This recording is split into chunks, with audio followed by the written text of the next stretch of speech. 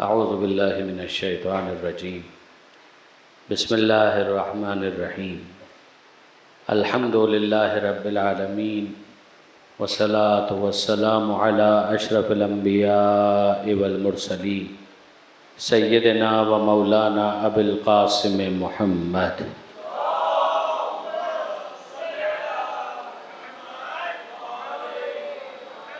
وأہل بیتہ الطیبین الطاہرین المعصومین المظلومین المنتجبین المنتخبین المیامین لا سیما للامام المنتظر والحجة الثانی عشر الذین اذهب اللہ عنہم الرجس وطہرہم تطہیرا۔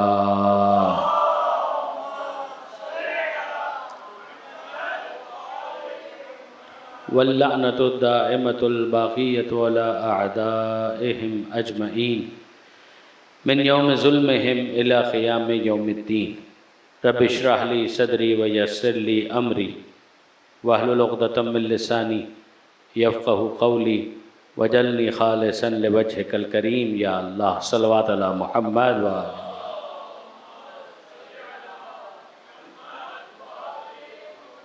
اما بعد فقد قال اللہ سبحانہ وتعالی فی القرآن الحکیم بسم اللہ الرحمن الرحیم قل اللہم مالک الملک تؤتی الملک من تشاء وتنزع الملک ممن تشاء وتعز من تشاء وتذل من تشاء بیدک الخیر۔ صلوات علی محمد وآل محمد۔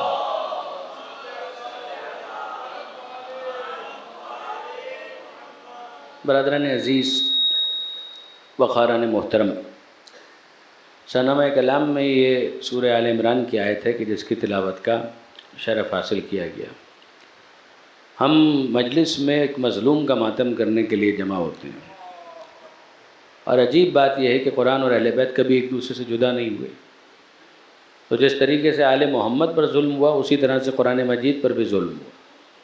قرآن مجید کی بعض آیتوں پر تو بہت زیادہ ظلم ہوا۔ یہ آیت جو بھی میں نے آپ کے سامنے تلاوت کی ہے، یہ قرآن مجید کی مظلوم ترین آیتوں میں سے ایک آیت ہے۔ یعنی اس پر جو ظلم ہوا تو ظالم کا نام وہی ہے کہ جس نے حسین پر ظلم کیا تھا، اسی نے اس پر بھی ظلم۔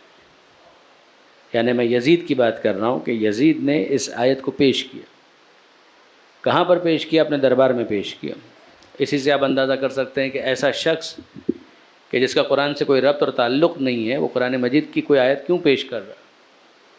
آیت اگر آپ پہلے سن لیجئے کہ ارشاد ہوتا ہے قل، کہہ دیجئے اللہم، اے میرے خدا، مالک الملک، ملک کا مالک تو ہے، تؤتی الملک من تشاء، تو جسے چاہے ملک عطا کرے، وتنزع الملک ممن تشاء، اور جس سے چاہے ملک کو چھین لے، وتعز من تشاء، جس کو چاہے عزت دے دے، وتذل من تشاء، اور جس کو چاہے ذلیل کر دے، بیدک الخیر، سارا خیر تو تیرے ہاتھ میں ہے۔ تو اب غور فرمائیے کہ اس کے اندر یہ جو باتیں بیان کی گئی ہیں، اس کو یزید اپنے دربار میں آل محمد کے سامنے، آل محمد کے لٹے ہوئے قافلے کے سامنے پیش کر رہا ہے۔ قل، کہہ دیجئے اللہم، اے خدا، مالک الملک، ملک کا مالک تو ہے، تؤتی الملک من تشاء، تو جس کو چاہے ملک عطا کرے۔ اس میں کون سی ایسی بات ہے کہ جس میں اختلاف کیا جا سکتا ہے کہ تو جس کو چاہے ملک عطا کرے؟ وتنزع الملک ممن تشاء، تو جس سے چاہے ملک کو لے لے، وتعز من تشاء، تو جس کو چاہے عزت دے، وتذل من تشاء، تو جس کو چاہے ذلیل کر دے۔ سارا خیر تو تیرے ہاتھ میں۔ ان میں سے کون سی ایسی بات ہے کہ جس سے اختلاف کیا جا سکتا ہے؟ مگر مسئلہ یہ ہے کہ جب تطبیق کی جائے ادنا پر اعلیٰ کی، ایک ایسے شخص میں کہ جس کے اندر کوئی فضیلت نہ پائی جاتی ہو، اور اس پر افضلیت کو منطبق کرنے کی کوشش کی جائے، تو آپ اندازہ کر سکتے ہیں کہ قرآن مجید کا جو مطلب ہے، جو مفہوم ہے، جو معنی ہے، وہ کتنے محرف ہو جائیں گے، کتنی تحریف ہو جائے گی اس کے اندر، وہ مطلب کہاں سے کہاں چلا جائے گا۔ یعنی قضیہ یہ ہے کہ آپ ذرا غور فرمائیے کہ یزید پہلے یہ اعلان کرتا ہے کہ لعبت ہاشم بالملک فلا خبر جاء ولا وحی نزل، کہ یہ سارا اقتدار کا ڈھونگ تھا، کوئی وحی نازل نہیں ہوئی، کوئی قرآن نہیں ہے، کوئی فرشتہ نہیں اترا۔ تو جب کوئی وحی نازل نہیں ہوئی، کوئی فرشتہ ہی نہیں آیا، کوئی قرآن ہی نہیں ہے، تو پھر قرآن کی آیت سے استدلال کرنے کا مطلب کیا ہے؟ ذرا غور فرمائیے کہ پہلے اعلان کیا جا رہا ہے کہ کوئی فرشتہ آیا ہی نہیں، تو یہ سارا کیا تھا؟ کہ یہ اقتدار حاصل کرنے کا ڈھونگ تھا. کس کی جانب سے؟ کہ حضور کی طرف سے، پیغمبر اکرم کی طرف سے. یہ بنی ہاشم کا اقتدار کا ڈھونگ تھا. کوئی فرشتہ نازل نہیں ہوا، کوئی وحی نازل نہیں ہوئی.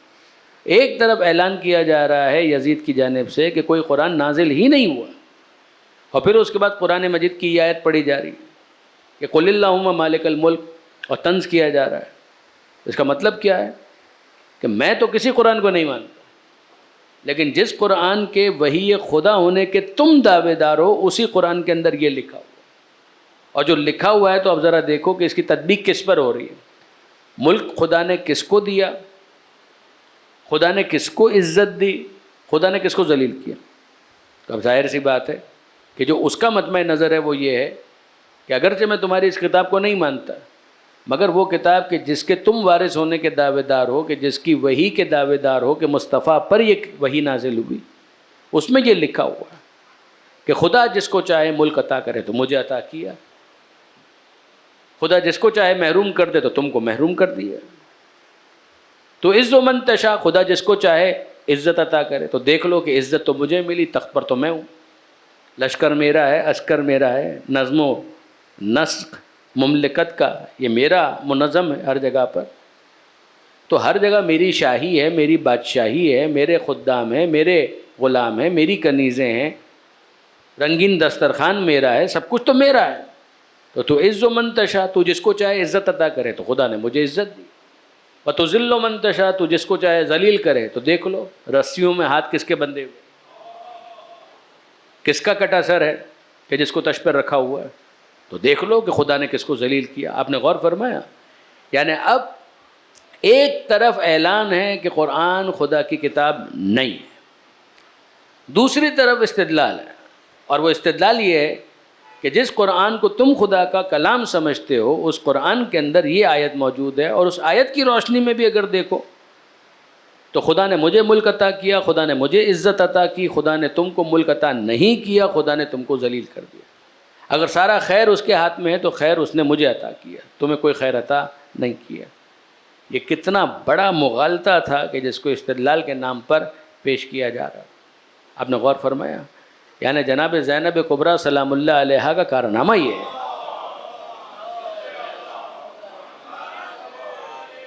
کہ جناب زینب نے اس موقع پر آیتوں سے استدلال کرتے ہوئے تفسیری خطبہ ارشاد فرمایا. وہ خطبہ تفسیری تھا، تفصیلی نہیں تھا.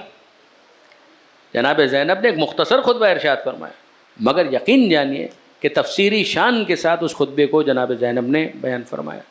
اصولی طور پر اگر آپ غور کریں کہ جو بات یزید کہہ رہا ہے، اگر واقعاً اس کا مطلب یہی ہے کہ جو یزید نے سمجھا اور سمجھانے کی کوشش کی اور جس طرح سے اس نے طنز کرنے کی کوشش کی، تو اس کا مطلب یہ ہے کہ یہ دنیا بہت آئیڈیل جگہ ہے، کہ اس کے اندر کچھ غلط ہوتا ہی نہیں. اس دنیا کے اندر کچھ غلط ہوتا ہی نہیں، کسی قیامت کی ضرورت ہی نہیں ہے.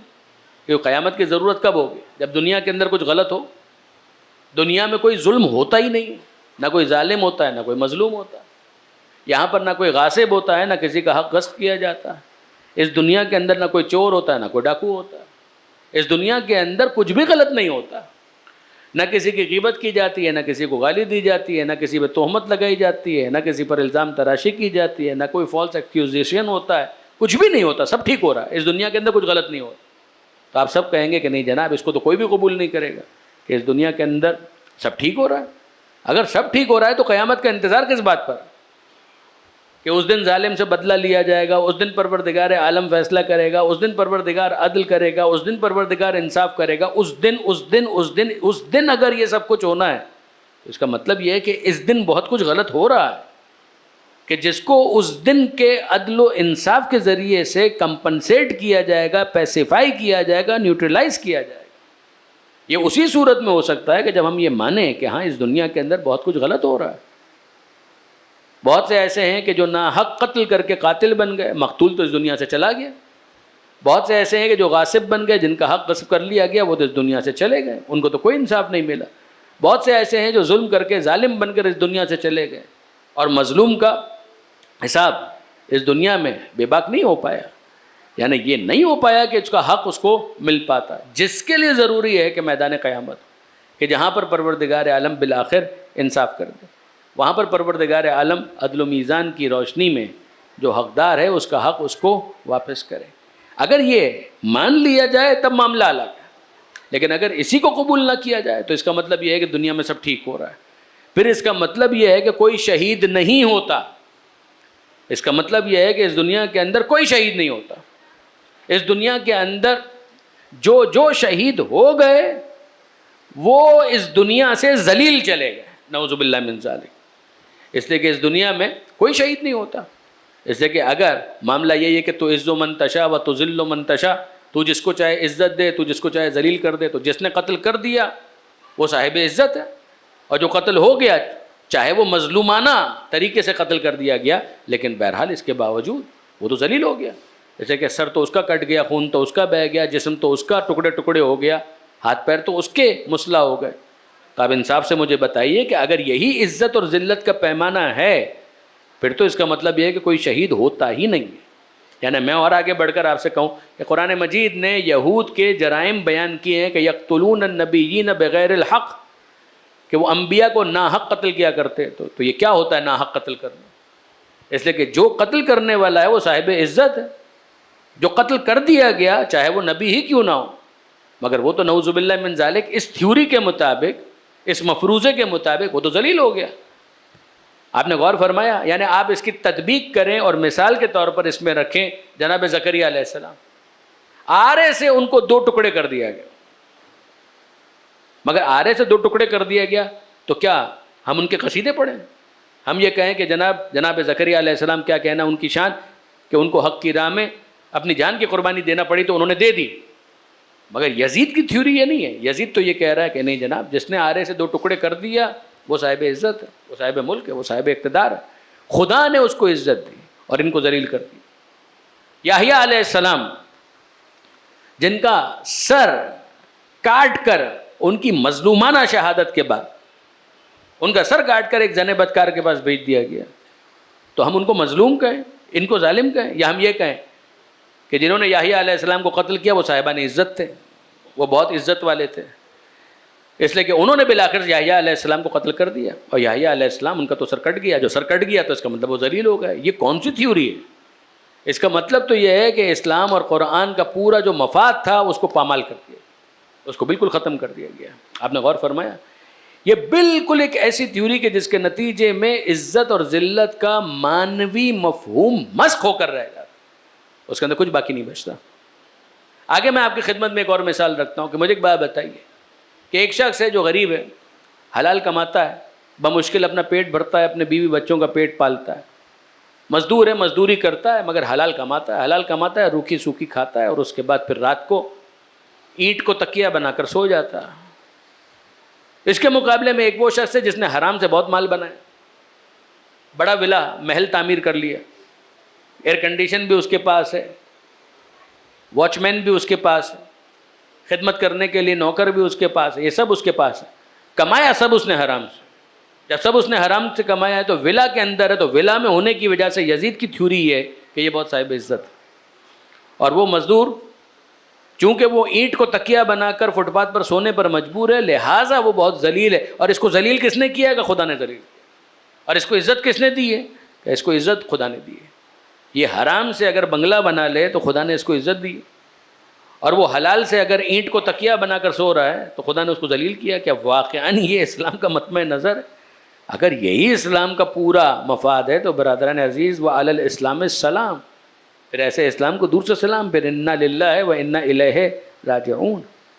آپ غور فرمائیے گا کہ یزید نے عزت اور ذلت کی کیا تشریح کی، کہ جو فیس پر ہے، جو ظاہر ہے، ایک مزدور ہے، اس کا سر پسینے سے شرابور ہے، اس کا پورا جسم، اس کی پیشانی سے پسینے کے قطرے ٹپک رہے ہیں، اس کے جسم سے گرد و غبار کی وجہ سے بدبو آ رہی، تاکہ یہ ذلیل ہو گیا۔ اور وہ کہ جس نے بہترین پرفیوم لگایا ہوا ہے، بہترین خوشبو لگائی ہوئی ہے، حرام سے، حلال سے لگائے تو اسلام کو کوئی اعتراض نہیں، لیکن حرام سے اگر اس نے لگائی تو یزید کی نظر میں یہ پھر بھی صاحب عزت ہے، اور صرف اتنا نہیں کہ وہ صاحب عزت ہے، بلکہ اس کی نظر میں یہ عزت اس کو خدا نے دی اور اس کو خدا نے ذلیل کر دیا۔ نہ، یہ وہ کانسیپٹ نہیں ہے کہ جو اسلام پیش کرتا ہے۔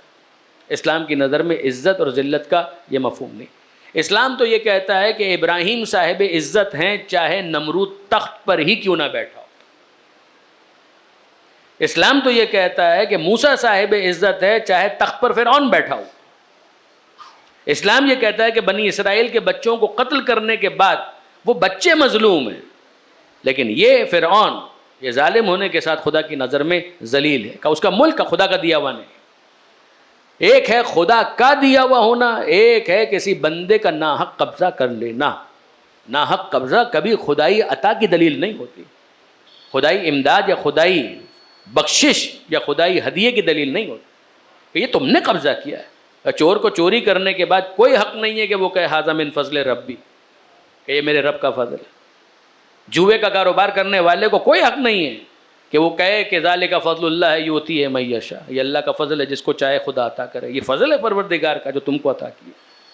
آپ یاد رکھیے برادران عزیز کہ عزت اور ذلت کا کوئی معیار تو ہے کہ جس معیار کے اوپر اگر کوئی پورا اترتا ہوا محسوس ہو تب اسے کہا جائے گا کہ یہ خدا کی طرف سے صاحب عزت، تب اس کو کہا جائے گا کہ اس کو پروردگار عالم نے صاحب عظمت بنایا۔ کیوں پروردگار عالم نے کہا کہ ان اکرمکم عند اللہ اتقاکم، تم میں اللہ کے نزدیک عزت میں وہ زیادہ ہے جو تقویٰ میں آگے۔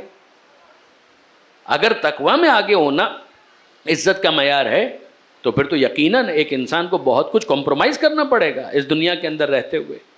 بہت سا حرام ایسا ہوگا کہ جس سے اس کو ہاتھ اٹھانا پڑے گا۔ آپ نے غور فرمایا، قبضہ صرف طاقت کے ذریعے سے متغلب بن جانا اور غلبہ حاصل کر لینا، یہ اسلام کی نظر میں کبھی بھی عزت کا معیار نہیں ہو سکتا۔ اس ملک کو ملک خدا نہیں کہتے، ورنہ تو آپ یاد رکھیے کہ جتنے بھی افراد فرائض جو اس دنیا کے اندر گزرے وہ سب یہ کہیں کہ ہم کو ملک خدا نے عطا کیا۔ نمرود ہے وہ کہے کہ مجھے ملک خدا نے عطا کیا۔ جتنے بھی ہیں وہ سب کے سب یہ کہتے چلے جائیں کیا ان کو خدا نے ملک عطا کیا ہے؟ وہ اپنے جبر و استبداد کے لیے یہ جسٹیفیکیشن پیش کریں کہ تؤتی الملک من تشاء وتنزع الملک ممن تشاء۔ نہیں، اسلام یہ کہتا ہے کہ غلط۔ حق ابراہیم کا ہے چاہے نمرود تخت پر نظر آئے، ملک اسی کا ہے، خدا نے تو اس کو دیا۔ نمرود اگر خدائی استحقاق کو سمجھ لے تو دستبردار ہونا پڑے گا اسے ابراہیم کے حق میں، فرعون کو دستبردار ہونا پڑے گا موسیٰ علیہ السلام کے حق میں، تب تو ٹھیک ہے، ورنہ خدا نے اس کو عطا نہیں کیا، یہ اس نے اپنے قبضے میں ضرور لیا، اور ناجائز قبضہ کبھی حقانیت کی دلیل نہیں ہوتا۔ اگر یہ بات میں واضح کر پایا تو اب اس کے بعد جناب زینب سلام اللہ علیہ کا خطبہ جو شروع ہوتا ہے دربار یزید کے اندر، اس میں جناب زینب سلام اللہ علیہ بعد از حمد و ثناء پروردگار و درود بر محمد و آل محمد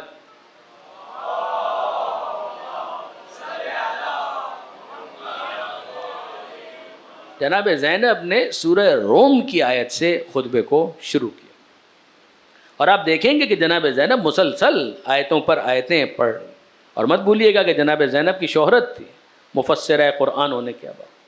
شہر کوفہ کے اندر تو جناب زینب باقاعدہ تفسیر قرآن کے جلسے منعقد کیا کرتی تھی، کوفے کی عورتیں آیا کرتی تھی جناب زینب کے سامنے زانو تلمس طے کیا کرتی تھی۔ شام والوں کو نہیں معلوم تھا، شام والوں کے لیے واقعاً یہ نیا معاملہ تھا، ان کو پتہ بھی نہیں تھا۔ اور آپ جانتے ہیں کہ دربار کے اندر ڈگنیٹریز موجود، یزید کے وزراء موجود ہیں، سفراء موجود ہیں، سفیر موجود ہے، روم کا سفیر بھی موجود ہے، مختلف مسالک اور مذاہب کے علماء موجود ہیں، اور ان کے درمیان پہلے یزید نے اعلان کیا کہ کوئی کتاب خدا کی نازل ہی نہیں ہوئی، پھر اس کے بعد اس آیت سے ایک باطل مغالطہ دینے کی کوشش کی۔ اور اب جناب زینب پہلی جو آیت پڑھتی ہیں وہ کیا ہے کہ ثم کان عاقبۃ الذین اساءوا السوء ان کذبوا بآیات اللہ وکانوا بہا یستہزئون۔ پھر اس کے بعد ثم کان عاقبہ، عاقبہ کا مطلب ہے انجام، انجام عاقبۃ الذین اساءوا، برا کرنے والوں کا انجام کیا ہوا؟ السوء، برا ہوا، برا کرنے والوں کا انجام برا ہوا۔ کوئی ضروری نہیں ہے کہ چور چوری کرے اور فوراً ہی اس کے اوپر عذاب نازل ہو جائے، ڈاکو ڈاکہ ڈالے اور فوراً ہی اس کے اوپر عذاب نازل ہو جائے، کوئی آج جھوٹ بولے اور جھوٹ بولتے ہی اس کے اوپر عذاب نازل ہو جائے، یہ کوئی ضروری نہیں ہے۔ کہ اس دنیا کے اندر جو پروردگار عالم کا نظام جو چل رہا ہے وہ یہی ہے کہ خدا مہلت دیتا ہے، انجام کار کہ جب مہلت تمام ہوئی تو اب اس کے بعد پروردگار عالم کی طرف سے جب گرفت ہوتی ہے تو وہ گرفت پھر بہت سخت ہے، ان بطش ربک لشدید، تمہارے رب کی پکڑ پھر بڑی شدید۔ ثم کان عاقبۃ الذین اساءوا السوء، پھر ان کا انجام کہ جنہوں نے برا کیا ان کا انجام برا ہوا۔ انہوں نے کیا برا کیا تھا؟ ان کذبوا بآیات اللہ، انہوں نے اللہ کی آیات کو جھٹلایا تھا، اللہ کی نشانیوں کو جھٹلایا تھا۔ وَكَانُوا بِهَا يَسْتَهْزِئُونَ، اور وہ اس کا مذاق اڑا رہے تھے، وہ اس کا استہزاء کر رہے تھے۔ اب آپ ذرا سا اس کو لنک کیجئے، برا کرنے والوں کا انجام برا ہوا۔ انہوں نے کیا برا کیا تھا؟ انہوں نے اللہ کی نشانیوں کو جھٹلایا تھا۔ تھوڑی دیر پہلے یزید نے اللہ کی آیتوں کا انکار کر دیا، وَكَانُوا بِهَا يَسْتَهْزِئُونَ، اور وہ اس کا مذاق اڑا رہے تھے۔ سب سے بڑی نشانی تھی خود حسین مظلوم کا سر، کہ دندان حسین کے ساتھ، لبھائے امام حسین کے ساتھ جو گستاخی کی جا رہی تھی، جناب زینب اشارہ کا کانو بہا یستہزئون، اور وہ اس کا مذاق اڑا رہے تھے۔ تو جناب زینب نے پہلی چیز جو واضح کی وہ یہ کہ یاد رکھنا کہ اصل معیار انجام ہے، کہ اختتام کیا ہوتا ہے۔ اگر آپ صرف اور صرف اس ظاہر کے اوپر رک گئے اور دنیا ہی کو فیصلہ کن سمجھ لیا تو یقین جانیے علی کا یہ جملہ کبھی سمجھ میں نہیں آ سکتا کہ فزت برب الکعبہ، کہ رب کعبہ کی قسم میں کامیاب ہو گیا میں رب کعبہ کی قسم۔ کیا مطلب؟ کہ مولا سر تو آپ کا شگافتہ ہے، خون تو آپ کا بہہ رہا ہے، داڑھی تو آپ کے سر کے خون سے خضاب ہو گئی، اس دنیا سے تو آپ جا رہے ہیں۔ کہا کہ ہاں، مگر پھر سن لو فزت برب الکعبہ، رب کعبہ کی قسم میں کامیاب ہو گیا۔ صرف ایکسکلوسیولی دنیا کا ایپیسوڈ اپنے پیش نظر مت رکھو، دنیا کے ساتھ آخرت کو بھی مد نظر رکھو، تب تم کو سمجھ میں آئے گا کہ کامیاب کون ہے، ناکام کون ہے۔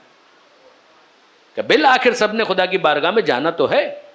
یہاں جناب زینب کا یہ استدلال، اور اس کے ساتھ جناب زینب کہہ رہی اے یزید، اگر تو دیکھ رہا ہے کہ ہمیں اسیر کر کے مختلف جگہوں پر پھرایا جا رہا ہے دیار بدیار، تو اپنے امور مملکت کو منظم دیکھ رہا ہے، تو کیا تو یہ سمجھتا ہے کہ خدا کی نظر میں تو صاحب عزت ہو گیا، اور خدا نہ کرے خدا نے ہم کو ذلیل کر دیا؟ نعوذ باللہ من ذالک، قطعاً ایسا نہیں۔ اور پھر اس کے بعد جناب زینب دوسری آیت پڑھتی ہیں، لا یحسبن الذین کفروا انما نملی لہم خیرا لانفسہم انما نملی لہم لیزدادوا اثما۔ ہرگز وہ کہ جنہوں نے کفر اختیار کیا وہ گمان نہ کریں کہ جو مہلت ہم ان کو دے رہے ہیں یہ ان کے لیے بہتر ہے۔ اس مہلت میں اگر وہ عیاشی کر رہے ہیں تو یہ نہ سمجھے کہ یہ مہلت ان کے لیے بہتر ہے، کہ بھئی مزے آ گئے، ہم تو اقتدار انجوائے کر رہے ہیں، ہم تو بہت صاحب عزت ہو گئے۔ لا یحسبن الذین کفروا، گمان بھی نہ کریں، خیال بھی نہ آنے پائے کسی کے دل و دماغ کے اندر کہ جو ہم ان کو مہلت دے رہے ہیں، نملی ہم مہلت دے رہے ہیں، املا مہلت کے لیے استعمال ہونے والا لفظ ہے، نملی جو ہم ان کو مہلت دے رہے ہیں، خیرن یہ ان کے لیے بہتر ہے، لانفسہم ہرگز نہیں، انما نملی لہم لیزدادوا اثما، ہم مہلت دے رہے ہیں کہ مہلت پوری ہوتے ہوتے یہ جتنے اور گناہ کرنے کر لیں، پھر اس کے بعد لہم عذاب مہین، پھر ان کے لیے رسوا کن عذاب ہوگا، تب ان کو پتا چلے گا عزت کس کے لیے ہے اور ذلت کس کے لیے ہے۔ اہانت والا عذاب، یعنی جناب زینب کے آیت کے سلیکشن کو ذرا داد دیجیے کہ ان کے لیے پھر ہوگا اہانت والا عذاب، توہین والا عذاب، رسوا کرنے والا عذاب، ذلیل کرنے والا عذاب۔ اس وقت جس کو رسوا کن عذاب کا سامنا کرنا پڑے گا یہ وہ افراد ہوں گے کہ جو ذلت والے ہیں۔ اس وقت ان کو سمجھ میں آئے گا کہ عزت کس کے لیے ہے اور ذلت کس کے لیے ہے، کس کو خدا نے عزت عطا کی اور کس کو خدا نے ذلت عطا کی۔ یعنی آپ انصافاً اگر آپ مجھ سے پوچھیں کہ اگر میں جناب زینب سلام اللہ علیہ ایک طالب علم کی حیثیت سے بی بی کے اس خطبے کے لیے کوئی عنوان تجویز کرنا چاہوں تو میں یہ عنوان تجویز کروں گا، قرآن اور اہل بیت کی نظر میں عزت اور ذلت کا حقیقی معیار، کہ کیا حقیقی معیار ہے عزت کا اور کیا حقیقی معیار ہے ذلت کا، قرآن کی نظر میں اور آل محمد کی نظر میں۔ جناب زینب نے اس کو ایلوبریٹ کیا ہے، اس کو ایکسپلین کیا ہے، اور اس انداز سے اور اس شان سے۔ آپ کیسے بھول سکتے ہیں، یعنی ذرا سے یہاں پر اگر رکیں کہ آپ کیسے بھول سکتے ہیں کہ حسین مظلوم نے کیا جملہ کہا تھا؟ یعنی آپ ذرا غور کیجیے، یہ کون کہہ رہا ہے کہ جو کربلا میں شہید ہو گیا؟ یہ کون کہہ رہا ہے جو کربلا میں قتل ہو گیا؟ یہ کون کہہ رہا ہے کہ جس کا لاشا پامال ہو گیا؟ وہ کہہ کیا رہا ہے؟ ان الدعی ابن الدعی قد رکزنی بین اسنتین بین السلہ والذلہ وہیہات من الذلہ. کمال نہیں ہے؟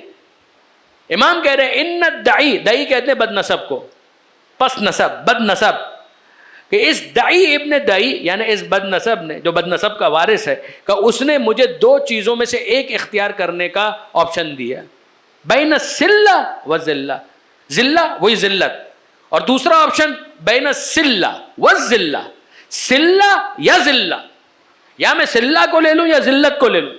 ذلت تو واضح ہے، سلہ کس کو کہتے ہیں؟ عربی میں آپ جا کر دیکھیے، مواجہۃ السیف، سیف کہتے ہیں تلوار کو، تلوار کا سامنا کرنا. کہ مجھ سے کہا گیا ہے کہ یا میں ذلت قبول کروں یا تلواروں کی آنچ کو برداشت کروں، تلواروں کی ضرب کو قبول کروں. مجھے ان دو میں سے کسی ایک کو اختیار کرنے کا کہا گیا ہے کہ یا میں تلوار کا مقابلہ کروں یا میں ذلت قبول کروں. وَهَيْهَاتْ مِنَّ الذِّلَّةِ، ذلت ہم سے دور ہے، ہم ذلت کو قبول نہیں کریں گے. یعنی اگر میں بیعت کر لوں تو میں ذلیل ہو جاؤں گا، اگر میں تلوار کا سامنا کرتا ہوئے اس دنیا سے چلا جاؤں تو میں ذلیل نہیں ہوں، تو میں صاحب عزت ہوں. کمال ہے، یعنی واقعاً کمال ہے کہ سر کٹ جائے گا مگر میں ذلیل نہیں ہوں گا، لاشا پامال ہو جائے گا مگر میں ذلیل نہیں ہوں گا، میرے چیتھڑے اڑ جائیں مگر پھر بھی میں ذلیل نہیں ہوں گا. ذلت کا یہ معیار نہیں ہے کہ سر کس کا کٹا، ذلت کا یہ معیار نہیں ہے کہ قتل کون ہو گیا، ذلت کا یہ معیار نہیں کہ خون کس کا بہہ گیا.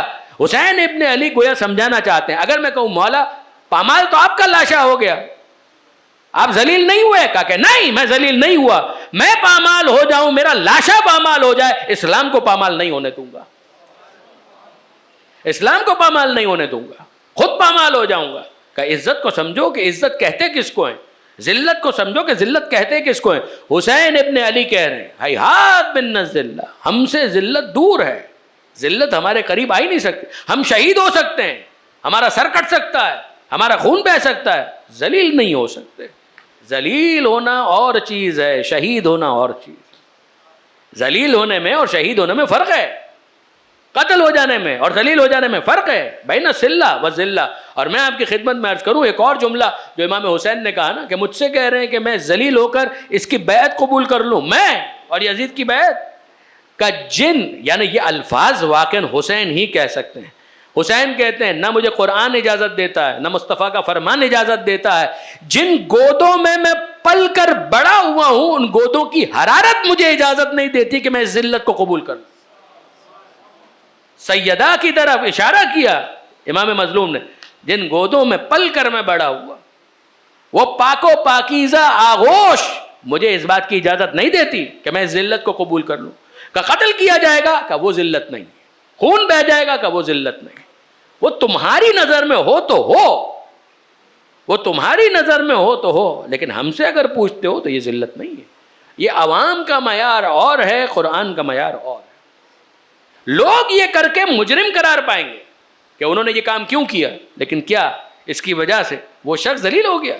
تم کہہ رہے ہو تؤتی الملک من تشاء وتنزع الملک ممن تشاء وتعز من تشاء وتذل من تشاء. خدا نے ملک کس کو دیا؟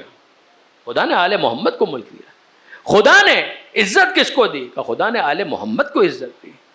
خدا نے جن کو عزت دی وہ خدا کی طرف سے صاحبان عزت ہے. یہ ظاہری جاہو حشم کی بنا پر کوئی یہ نہ سمجھے کہ ان سے کوئی عزت چھین سکتا ہے کہ جن کو خدا نے صاحب عزت بنائے.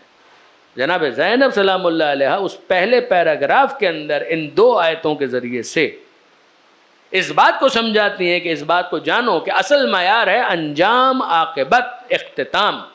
کہ اس اختتام کے حوالے سے ذہن میں رکھو کہ جنہوں نے برا کیا ان کا انجام برا ہوا. جو ہم نے مہلت دی، خدا کہہ رہا ہے، تو اس مہلت کو کوئی یہ نہ سمجھے کہ ہم نے اس کو عزت دار بنا دیا. نہ، اس مہلت کا مطلب یہ نہیں ہے کہ مجرم کو عزت دار بنا دیا، اس کے لیے رسوا کرنے والا عذاب اس کا انتظار کر رہا ہے. پھر اس کے بعد جناب زینب ایک عجیب جملہ کہتی ہے، امن الانصاف یا ابن الطلقاء. تم عزت اور ذلت کی بات کرتے ہو، ذرا سنو. امن الانصاف ہے یا ابن الطلقاء، اے طلقاء کی اولاد. جناب زینب نے اس خطبے میں یزید کا نام لیا ہے، کوئی خطاب، کوئی لقب استعمال نہیں کیا. عربوں میں آپ جانتے ہیں کہ کنیت کا استعمال ہوتا تھا جب کسی کو عزت دینی ہو. جناب زینب نے نہ بادشاہ کا ہے نہ حاکم کا ہے، کوئی لقب نہیں. یا یزید ازننت یا یزید، یزید تیرا کیا خیال؟ جناب زینب نام لے کر مخاطب کر، اور پھر کہہ رہی ہیں یبن طلقا، اے طلقا کی اولاد. آگے جا کر جناب زینب نے یہ جملہ بھی کہا تھا کہ زمانے نے مجھے یہاں لا کر کھڑا کر دیا کہ جس کے بعد مجھے تجھے خطاب کرنا پڑ رہا ہے، ورنہ میں تجھے اس قابل بھی نہیں سمجھتی کہ تجھے مخاطب کروں. یہ جناب زینب کہ عزت اور ذلت کی بات کرتے ہو، میں تجھے اس قابل بھی نہیں سمجھتی کہ تجھے اس طرح سے بھی مخاطب کیا جائے. یہ جو جناب زینب نے کہا امن الانصاف یبن الطلقاء، کیا اس کو عدل کہتے ہیں، انصاف کہتے ہیں؟ اے طلقاء کی اولاد. طلقاء یعنی کیا مطلب؟ جو یزید کے باپ دادا کہ جن کو پیغمبر اکرم نے اس لفظ سے مخاطب کیا تھا، اذهبوا انتم الطلقاء، فتح مکہ کے موقع پر. جب مکہ فتح ہوا تھا تو قاعدے کے مطابق ان سب کو غلام بنانا چاہیے تھا، مگر پیغمبر اکرم نے اعلیٰ ظرفی کا مظاہرہ کرتے ہوئے ان سب کو آزاد کر دیا کہ حق تو یہ ہے کہ تمہیں غلام بنایا جائے، مگر اذهبوا جاؤ انتم الطلقاء، تم سب کو آزاد کیا جاتا ہے. تو جناب زینب کہتی ہیں کیا اس کو انصاف کہتے ہیں؟ اے طلقاء کی اولاد، اے اس کی اولاد کو جس کو میرے جد نے آزاد کیا تھا کہ تو نے اپنے گھر کی خواتین کو تو پردے میں بٹھایا ہوا ہے، اور مصطفیٰ کی بیٹیوں کو بے مکنا و چادر کے بے پردہ کر کے دیار بدیار پھرایا گیا، شہر شہر پھرایا گیا، اس طرح سے کہ ہر ایک کی نظریں ان کے چہروں کی طرف جا رہی ہیں. شریف، کمینہ، بلند، پست، ہر شخص ان کو دیکھ رہا ہے ان کی بے پردگی کر کے. کیا اس کو انصاف کہا جاتا ہے؟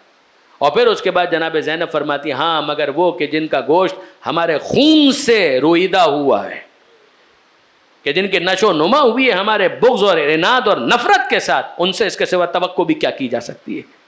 جگر خارا کے بیٹے سے اس کے سوا کیا توقع کی جا سکتی ہے؟ عاقلۃ الاقباط، یہ آپ جانتے ہیں کہ جنگ احد میں جو جناب حمزہ کے کلیجے کے ساتھ ہوا تھا، جس کے بعد کسی کو کہا گیا تھا عاقلۃ الاقباط، جگر خارا، کہ اس کی اولاد سے اس کے سوا کیا توقع کی جا سکتی ہے کہ وہ یہی انداز اختیار کرے. پھر اس کے بعد جناب زینب سلام اللہ علیہ نے اس کے بعد مزید جب اپنی گفتگو کو آگے بڑھایا تو اختتام کی طرف جب بات کو لے گئی ہیں جناب زینب سلام اللہ علیہ، تو جناب زینب نے کچھ پیشن گوئیاں کی. اس خطبے کے اختتام پر جناب زینب نے کچھ پیشن گوئیاں کی. ان پیشن گوئیوں کے اندر ایک پیشن گوئی کیا ہے؟ کمال کی پیشن گوئی ہے. جناب زینب کہتی ہیں اے یزید تجھے جو کرنا ہے کر گزر، اتنا تو کر چکا، اور بھی تجھے جو کرنا ہے تو کر گزر، مگر سن واللہ ہے، علی کی بیٹی خدا کو گواہ کر کے کہتی ہے لا تمہو ذکرنا، تو کچھ بھی کر لے ہمارے ذکر کو مٹا نہیں سکتا، تو ہمارے ذکر کو ختم نہیں کر سکتا. واللہ ہے، خدا کی قسم، اللہ کی قسم، لا تمہو ذکرنا، تو ہمارے ذکر کو محو نہیں کر سکتا. وہ جناب زینب نے جب کہا، اس دن سے لے کر آج کی عزاداری تک اور آج سے لے کر قیامت تک جب جب یا حسین کی صدا آئے گی تب تب جناب زینب کی اس بات پر مہر تصدیق ثبت ہوتی رہے گی. واللہ لا تمہو ذکرنا، اللہ کی قسم تو ہمارے ذکر کو مٹا نہیں سکتا. دیکھیں برادران عزیز، آپ میں سے بہت سے اربعین کی تیاریاں کر رہے ہیں، کربلا جانے کے حوالے سے اللہ سب کو نصیب کرے. دیکھیں ظاہر ہے کہ ایک مرتبہ مجھے بھی یہ سعادت حاصل ہوئی کہ اربعین کے لیے میں بھی کربلا پہنچا تھا. تو نجف سے لے کر جو کربلا تک مشی ہوتی ہے، پیادہ روی واک، وہ ہم نے بھی کی، اور اس دوران عجیب ایک کیفیت ہے کہ شاید جس کو لفظوں کے اندر بیان نہیں کیا جا سکتا، یعنی یہ بالکل حقیقت ہے. ظاہر ہے کہ ہر سال میں محروم رہتا ہوں جس طرح کہ مجالس کی مصروفیات ہوتی ہیں، لیکن یہ کہ بہرحال ایک مرتبہ خاص میں گیا اسی لیے تھا کہ اربعین کی زیارت بھی ہو جائے اور یہ سعادت بھی حاصل ہو جائے. تو مجھے یاد ہے کہ ایک جملہ میرے ذہن میں آیا اور میں نے کہا بھی، اور آپ لوگ سنتے بھی رہتے ہوں گے مختلف خطبہ سے، ذاکرین سے، کہ جب میں نے اس سفر کے دوران جب نجف سے ہم روانہ ہوئے کربلا جا رہے تھے تو مختلف مواقع جو اہتمام کرتے ہیں کہ زائرین کے لیے غذاؤں کا انتظام، شربت کا انتظام، چائے کا انتظام، تو ایک جملہ زبان پر آیا تھا. میں نے ایک جملہ کہا تھا، وہ آپ کی خدمت میں ہدیہ کرتا ہوں کہ یہ سارا انتظام کس کے لیے؟ کہ زائرین کے لیے. کیوں؟ تاکہ یہ بھوکے نہ رہ جائیں. کیوں؟ تاکہ یہ پیاسے نہ رہ جائیں، کہ یہ سب صدقہ ہے اس بھوکے کا کہ جس کو بھوکا شہید کر دیا گیا، یہ سب صدقہ ہے اس حسین کا کہ جس کو پیاسا شہید کر دیا، یہ اتنا استراحت کا، آرام کا انتظام ہے اس کے صدقے میں کہ جس کو آرام کا موقع نہیں ملا،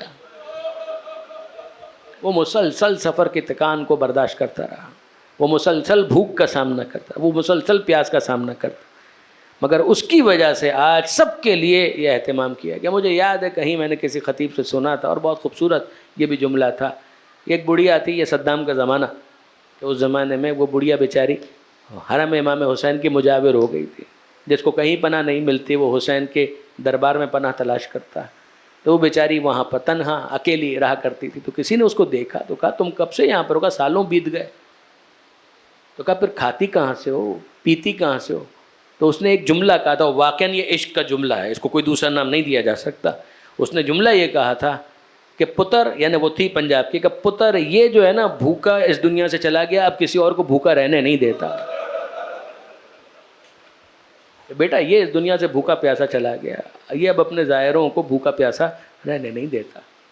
اس سفر میں، اس سفر کے دوران میں نے مختلف کتبے دیکھے، مختلف تغرے دیکھے، مختلف بینرز دیکھے، وہیں پر میں نے ایک جگہ جناب زینب کا یہ جملہ لکھا ہوا دیکھا، کیا عجیب جملہ تھا، یہی والا کہ جناب زینب کا یہ جملہ لکھا ہوا تھا، قالت ابنت علی سیدہ زینب، کہ علی کی بیٹی زینب نے کہا واللہ لا تمحو ذکرنا، کہ اللہ کی قسم اے یزید تو ہمارا ذکر مٹا نہیں سکتا۔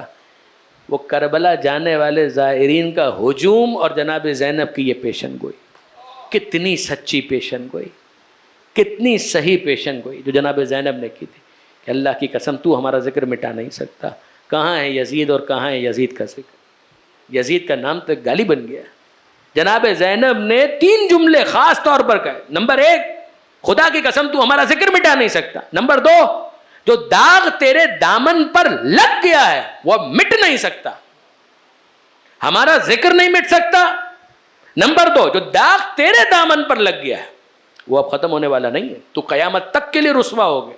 تو عزت اور ذلت کی بات کرتا ہے، جو ذلت تجھے ملنے والی ہے اور جو مل چکی ہے اب وہ ختم ہونے والی نہیں ہے۔ اور تیسری بات جو جناب زینب نے کی کہ وہ یہ کہ تو ہماری وحی کو ختم نہیں کر سکتا،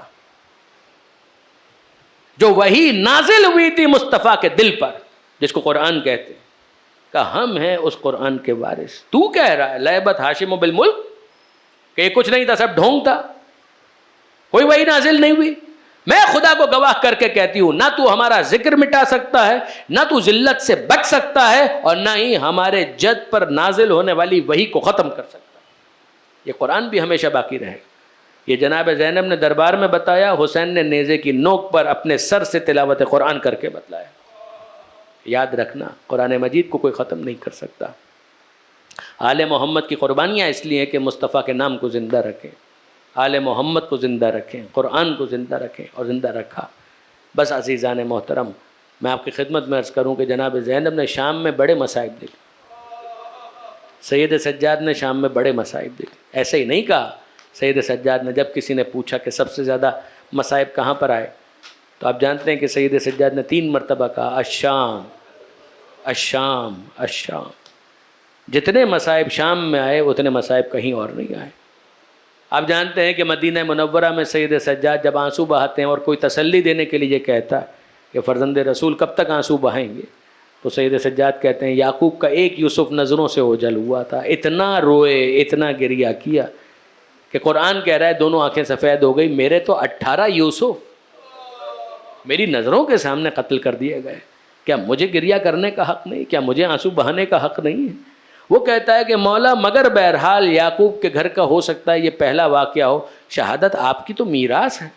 تو سید سجاد کو پھر شام یاد آ گیا اور کہنے لگے کہ ہاں مگر تو نے انصاف نہیں کیا، شہادت تو ہماری میراث ہے، مگر کیا یہ بھی ہماری میراث ہے کہ ہمارے گھر کی خواتین کو بے مخ نہ ہو چادر، بازاروں اور درباروں کے اندر لے جایا جائے اور منادی ندا دے رہا ہو تماشا دیکھنے والوں تماشا دیکھو، یہ علی اور زہرا کی بیٹیاں ہیں، یہ مصطفیٰ کی بیٹیاں ہیں، یہ ان کے گھر کی خواتین ہیں کہ جن کا تماشا کیا جا رہا ہے؟ کہ یہ بھی میرا نصیب ہے، کہ یہ بھی میرا مرثا ہے، کہ یہ بھی میری میراث ہے؟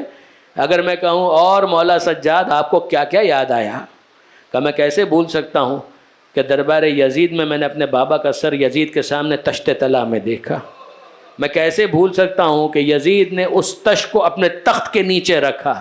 میں کیسے بھول سکتا ہوں کہ یزید جام شراب پیتا جا رہا ہے اور ہمارا استہزاء کرتا جا رہا ہے. میں کیسے بھول سکتا ہوں کہ بابا کے لبوں کے ساتھ اسی دربار کے اندر یزید نے چھڑی مار مار کر گستاخی کرنے کی کوشش. میں کیسے بھول سکتا ہوں کہ یہ سب میں کیسے بھول سکتا ہوں؟ اور اگر میں پوچھوں مولا کچھ اور بھی ہے کہ جو آپ کو یاد آتا ہے، کہیں گے کہ میں اپنی چھوٹی بہن سکینہ کو کیسے بھول سکتا ہوں، کہ میں سکینہ کو کیسے بھول سکتا ہوں؟ وہی سکینہ کہ جو بابا کے سینے پر سونے کی عادی تھی، وہی سکینہ کہ جو ذوالجناح کے پچھلے پیروں سے لپٹ کر فریاد کر رہی تھی، اے ذوالجناح میرے بابا کو مقتل میں نہ لے جا. صبح سے جو گیا وہ پلٹ کر واپس نہیں آیا. وہی سکینہ کہ جس نے یہ کہا تھا نیند آئے گی جب آپ کی بو پاؤں گی بابا، میں رات کو مقتل میں چلی آؤں گی بابا. وہی سکینہ کہ جو شام غریبہ میں بابا کا سینہ ڈھونڈتے ہوئے بابا کے زخمی سینے تک پہنچ گئی، اور جس کو جناب زینب نے بیدار کیا اور کہا چلو سکینہ کوئی اس طرح جنگل میں نہیں سوتا. تو سکینہ نے کہا تھا پھپھی اماں میرے بابا بھی تو یہیں پر سو رہے ہیں.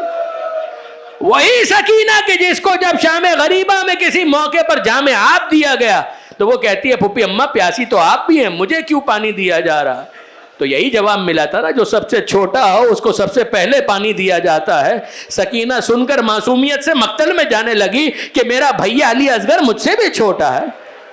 یہ وہی سکینہ ہے کہ جو زندان شام میں جب زندان کی چھت نہیں تھی آسمان کی طرف دیکھتی ہے اور پرندوں کو اپنے گھونسلوں کی طرف جاتے ہوئے دیکھتی ہے تو سجاد سے پوچھتی ہے بھیا یہ پرندے کہاں جا رہے ہیں؟